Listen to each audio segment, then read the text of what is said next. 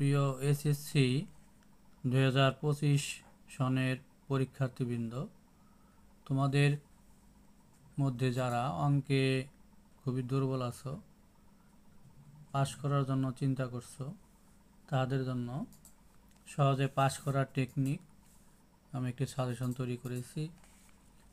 যেমন পরিসংখ্যান অধ্যায় 17, এখানে 100% নিশ্চিত তোমরা 10 অবশ্যই পাবে। 2টি সৃজনশীলের মধ্যে একটি অবশ্যই দিতে পারবে। যেমন কয়ের যে প্রশ্নগুলি থাকে, কতগুলি জোড় সংখ্যা দেওয়া থাকলে তার মধ্যক নির্ণয়, হয়তো 8টি 10টি বা 6টি জোড় সংখ্যা দেওয়া থাকবে, তাদের মধ্যক নির্ণয় করতে হবে। 2 প্রচুরক শ্রেণী বা তার পূর্ববর্তী শ্রেণীর মধ্যমান নির্ণয় করো। এরপরে মধ্যক শ্রেণী নিম্ন সীমা নির্ণয় করো, বা উচ্চ প্রচুরক শ্রেণী নিম্ন সীমা নির্ণয় করো। এগুলি ক নম্বরে অবশ্যই থাকে। এখন ক্ষয়ের প্রশ্ন, সংক্ষিপ্ত পদ্ধতি গড় নির্ণয় অথবা উপাত্তের সমূহের মধ্যক ও প্রচুরক নির্ণয়।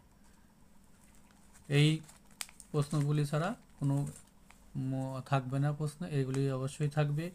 আর গয়ের প্রশ্নে গ্রাফ পেপারে গণসংখ্যা বহুভুজ ও অজীব রেখা অঙ্কন, এই দুটির মধ্যে একটি অবশ্যই থাকবে। তাহলে আমরা 10 নম্বর অবশ্যই পেয়ে যাব। এরপর জ্যামিতি, সম্পাদ্য, উপপাদ্য বাদ দিয়ে দিলাম। সম্পাদ্য অবশ্যই কমন পড়বে, ত্রিভুজ এবং বৃত্ত সম্পর্ক যে সম্পাদ্যগুলি আছে সেগুলি, এবং এই সম্পাদ্যের কিছু অনুশীলনীর গ নম্বরের প্রশ্ন থাকে, সেগুলি আয়ত্ত করলে অবশ্যই আমরা 10 পাব। এরপরে বীজগণিত, এখানে কিছু ইম্পর্টেন্ট অধ্যায় আমি লিখেছি। সেট ও ফাংশন, মান নির্ণয়, অনুপাত সমানুপাত আর সসীম ধারা।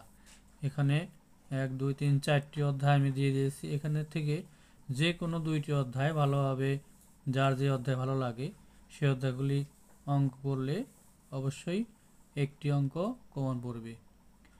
এরপরে ত্রিকোণমিতি নবম ও দশম অধ্যায়ের যে কোনো একটি যদি আমরা ভালো করে করি তাহলে এখান থেকে একটি অ্যান্সার করতে পারবো। তাহলে আমরা মোট এখানে নিয়েছি পরিসংখ্যান 10, জ্যামিতি 10 20, বীজগণিত 10 30 এবং ত্রিকোণমিতি থেকে 10 40। তাহলে 40 অ্যান্সার অবশ্যই আমরা করতে পারবো। আমাদের গণিতে 5 নাম্বার হচ্ছে 23 নাম্বার সৃজনশীলে। আমাদের পরীক্ষায়, আমি একজন বোর্ডের পরীক্ষক, এখানে আমাদের যদি 20 নাম্বারও উঠে কোনো ছাত্রর খাতায়, তাহলে আমরা তাকে 23 অবশ্যই দিয়ে দিব। তাহলে প্রিয় শিক্ষার্থী বন্ধুরা, অঙ্কের এখন থেকে কোনো টেনশন করার দরকার নেই। তোমরা আমি যে সাজেশন দিয়ে দিলাম এটি অবশ্যই ফলো করবে, এবং তোমরা অবশ্যই আশানুরূপ বা পরীক্ষায় কৃতকার্য, ভালোভাবে কৃতকার্য হবে। আজ থেকে তোমরা এই সাজেশন অনুমতে এই মতো ভালোভাবে অনুসরণ করে যাও, অবশ্যই তোমরা কৃতকার্য হবে। সবাইকে ধন্যবাদ।